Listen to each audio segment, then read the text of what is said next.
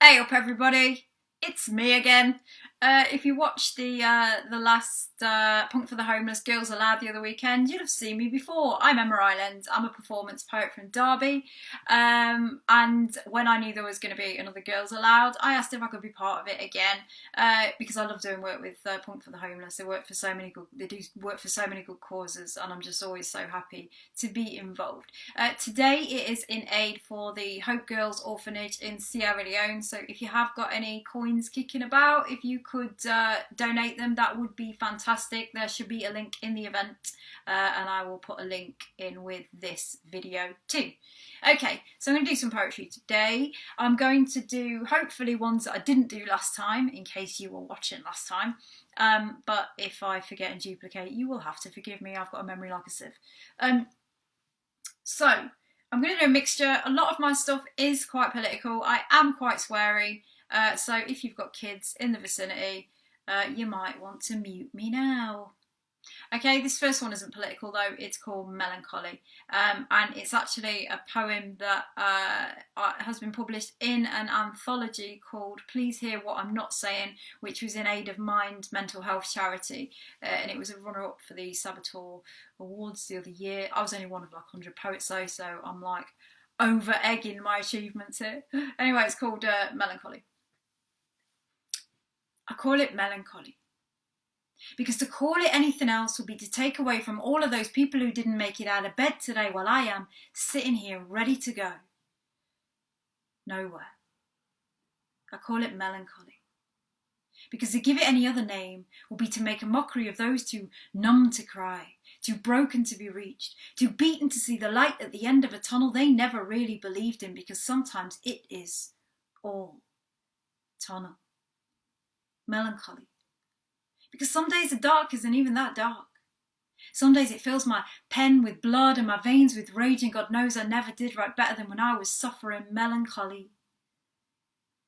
Because any other word would be to forget all of those on bridge edges, on window ledges, taking road trips in garages with the doors closed. Melancholy does not take baths with electric guitars, nor make toe rings of trigger guards, and put everything on red, everything on red, everything on red. Melancholy did not hold a razor in my fist today, did not ram hope down my throat nor escape up my nose, did not pack a bag of haphazard clothes and run out on everybody who ever cared at all. Not today. Not today. I call it melancholy because it sounds so much more romantic, so much more whimsical, so much less frightening for all of those who don't know what to do with it, who hold it in their outstretched hands the way men hold babies who are not theirs, terrified that it will writhe and scream, demand to be quieted, comforted, made better. But there is nothing to make better, nothing to be made better. I'm not broken. Some people are just born sad. Okay, so moving on to some political stuff. This one doesn't have a title, I realised when I did take 16 of this video and fucked that one up as well. Doesn't have a title, but it is about my mum's next door neighbour. She's probably not watching this, but if you are, sorry Diane. There's a woman lives down the street from me. She bought her council house back in '83 and she hates Jeremy Corbyn, but she loves the Queen. Gets all her news from the BBC, nods sagely along with Dimbleby, and wages her war against benefit thieves with their 36-inch Toshiba TVs, while her tax-saving dons get off scot-free. Because she says they're exactly where they deserve to be, on their crassly named yachts in the Caribbean Sea, and there's no exploitation in this reverie where the rich get richer than the GDP of Estonia, Bolivia and Mozambique. But that's just hard work. It's not slavery. There's no broken backs or poverty. And bring back Dickens and dysentery, because the poor are just riddled with jealousy when they dare to complain that they can't eat. And never mind that they, through VAT, pay more tax into the economy than Amazon, Starbucks and Philip Green combined. But a woman in the ex-council house down the street knows exactly who's the real enemy. It's you. It's me. It's anybody who dares to challenge the illusory idea that she is better than me, just because she bought her council house back in 83. Yeah. I've got a bit of a bugbear about working class Tories. I fucking hate them. I absolutely can't stand working class Tories. Stop trying to take the fucking rest of us down with you just because you think you're rich enough to vote for those fucking wankers. Sorry, that's the sweary bit coming out there. Anyway, so yeah, I love them so much that I wrote a poem for them, and it's called You Can't Afford to Be a Tory. If you don't own your home, own your car, own your workplace, no mortgage, no lease, no rent, and no ex-council houses don't count, then you can't afford to be a Tory. And even if you do, but you don't buy your houses in bulk to take advantage of the luxury arseholes property tax loophole, then you still can't afford to be a Tory. If you don't own a shitload of shares in Virgin Care, if you're not making a killing out of them killing us, then you can't afford to be a Tory. If you got sick tomorrow and couldn't afford the treatment for the pre-existing condition you didn't even know you had, then you can't afford to be a Tory. If you don't have the £70 an hour psychologist fee in a country where suicide notes are now addressed care of Downing Street, then you, my friend, can't afford to be a Tory. If you don't have the family tree to get your kid into the type of school where morning assembly constitutes sticking your genitalia in the mouths of dead animals, then you can't afford to be a Tory. If you don't have a wad of 50s so fat you wouldn't miss the ones you burn on a Friday night in front of the city's homeless population, then you can't afford to be a Tory.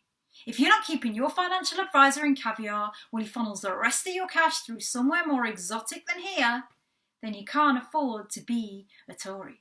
If your particular brand of tax evasion is yet to be legalised, if you get carted off to Dartmoor rather than dinner at the Dorchester, then you can't afford to be a Tory. If your company went under tomorrow, if your husband, your wife, your lover, your lodger got laid off and you couldn't keep shopping at Waitrose for more than a few months, then you can't afford to be a Tory. If you don't have your own private police force to move along the drunks and bums, lowering the tone of your gold-plated, cubic zirconia neighbourhood, then you can't afford to be a Tory. If there is anybody you care about, even slightly, whose death on a trolley in an overcrowded hospital corridor would leave your life poorer by even just a little bit, then trust me, you can't afford to be a Tory. I wrote that ages ago, belted it out loads of times, and look what happened. We've got even fucking more of them now than we did 2 elections ago. Honestly, fuck politics. I've had enough. Right, okay. So, the next one I am going to do is called Years. I wrote books before I wrote poems. Didn't get published in them either. But I wrote a novella and self-published it.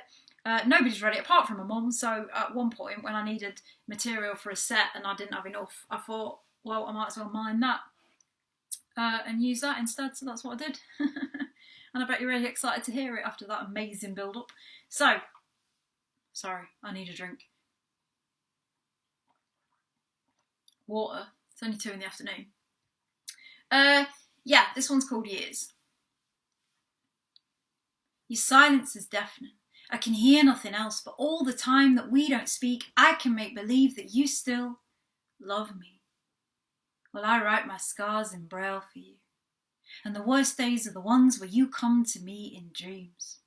Find me in places you couldn't know to look, so that I step into the street and you are there waiting. Eyes filled with kindness despite it all, telling me I have come to take you home. I need an anchor for a lover. A barnacle. Attach yourself to me, cling to my knees. Nobody ever taught me how to stay. But love turns me into somebody I don't like. I'm drinking too much. I'm not drinking enough. And maybe it is true what they say, that it's the losing that hurts more than the loss. But the unfairest part of all is that those who leave never grow old. Because even now, when I lived where he could no longer find me. And even now, years after they pulled down the old tenement where we ate and slept and fucked, even now, I listen for his footsteps. On long destroyed creaking stairs and non-existent wooden floors, and at the step of a once strong no more apartment door, I listen for his footsteps. Don't tell me this is not love. It's been years. Yeah, I don't write much personal poetry. I write some personal poetry, but not much, and that's not even really personal poetry because it came from a novella, and it wasn't like a autobiographical novella either. So I don't suppose it really counts as personal poetry. Anyway, so the next one I'm going to do, back to the politics, is called Silence, and it is a poem I wrote on the first anniversary of the Grenfell Tower fire. And I was watching the news and there was a minute's silence in the House of Commons, which fucking infuriated me, like loads of things do.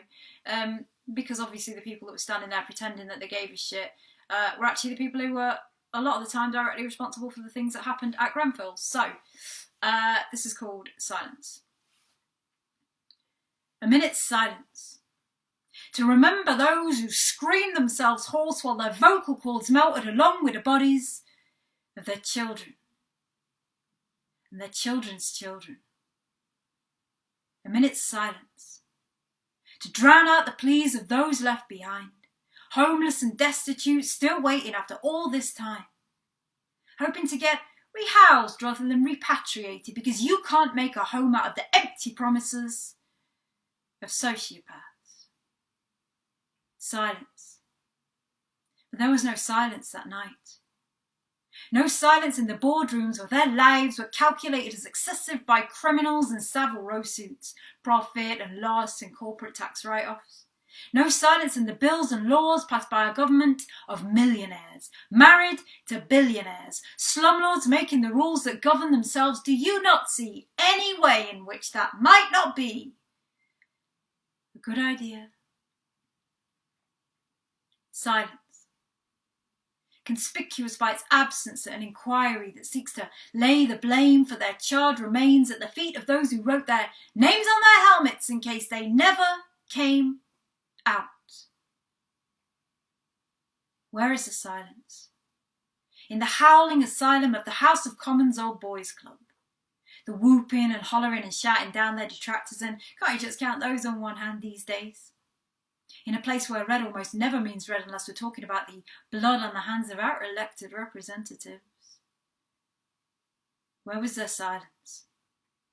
When they condemn people to their deaths for the heinous crime of being poor, or black, or Muslim, or an immigrant, and welcome to 1984, where the word refugee is being expunged from our lexicon.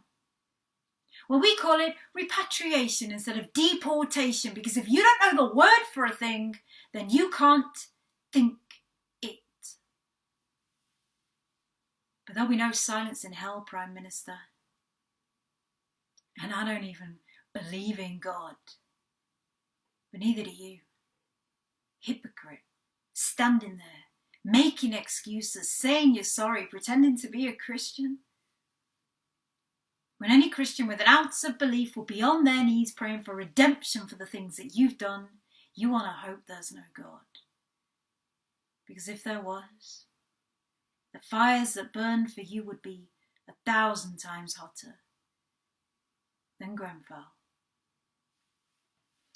It's the anniversary of the Grenfell fire next weekend, so it's a good time, I think, to do that poem again. Yeah, so I have got 2 poems left. Just checking the time. I've got 2 poems left to do. This next one is called Children of the Revolution, and I wrote this before I was even a poet, if such a thing is possible. So, yeah, it's called Children of the Revolution, and it's about unity. It's about unity. We, the children of this revolution, who came to it all from fields afar, not born beneath a dissident star of parents dressed in shades of green, but found we belonged only in between. Here we stand, and here we'll fall, and we'll die together, or not at all. For we, the children of this revolution, who carry our books instead of swords, who taught ourselves despite it all, who search for truth wherever it lies and see the world through suspicious eyes.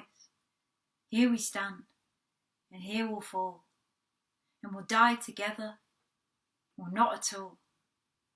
For we, the children of this revolution, who rage against the winds of change that tear us apart but remain the same, against lies, deception and rented suits, polished smiles and blood-stained boots. Here we stand and here we'll fall, and we'll die together or not at all. For we, the children of this revolution, who thought we were the only ones, no friends, no lovers, no loaded guns, bring only our scars and the shoes on our feet. But we'll never give in, we'll never retreat, because here we stand and here we'll fall, and we'll die together or not at all. For we, the children of this revolution, who refuse to have ourselves defined by race, religion or national pride, who will not let these things divide, who will not hate by their design, hold our hands across the wall, because here we stand and here we'll fall, and we'll die together or not at all. Okay, and the last one I'm going to do today is called We're Coming For You, and it's about the power that we have, the working classes have, or would have if we recognised that we had it, and the strength in numbers that there could be if we all came together.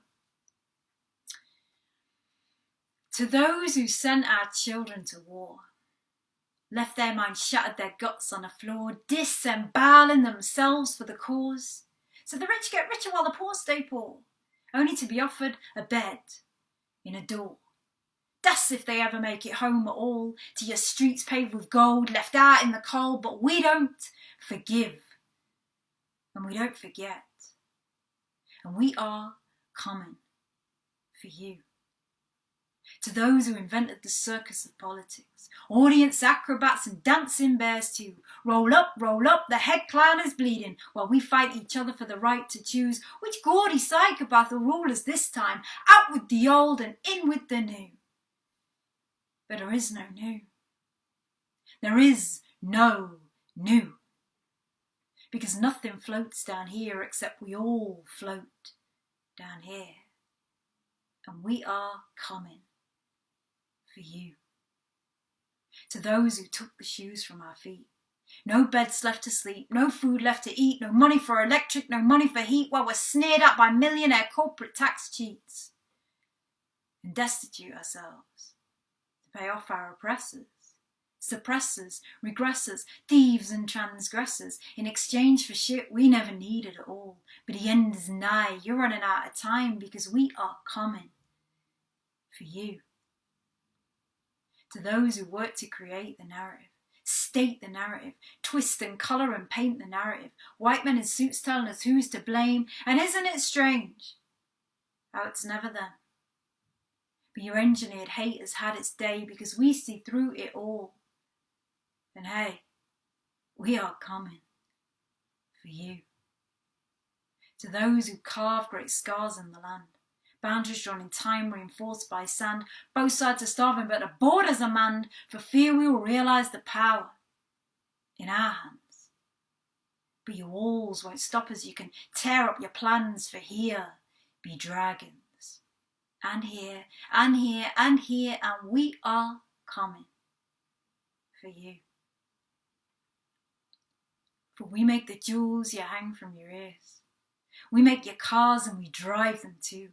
We clean your floors and we build your houses. We stitch your clothes and we mend your shoes. We make the heat that warms your penthouse. We lay your tables and we serve your food. We fix your gas leaks and unblock your toilets. We taught your parents everything they knew. We control the sound for your propaganda, run the TV stations and radios too. We fly the planes and we drive the fuel trucks. We man the borders and we let you through. We hold the keys to the hospitals and prisons for the doctors and the nurses and the boys in blue. We're the rabble, we're the trouble, we're the ones you abandoned. We're receptionists and janitors at your children's schools. We start the fires and we put them out. We make the bombs and we drop them too. And one day soon, we will be coming for you. Okay, right. Thank you very much. That is me done. I'm 20 minutes. I was supposed to do 20 minutes. I'm just on 20 minutes and 14 seconds. 16 seconds. 20. All right, I'm going to end it here. Thank you very much for listening if you've made it this far through. Enjoy the rest of the event. There's another one on tomorrow as well. And please, if you can, donate via the link to the Hope Girls Orphanage in Sierra Leone. Thank you very much for having me, Punk for the Homeless.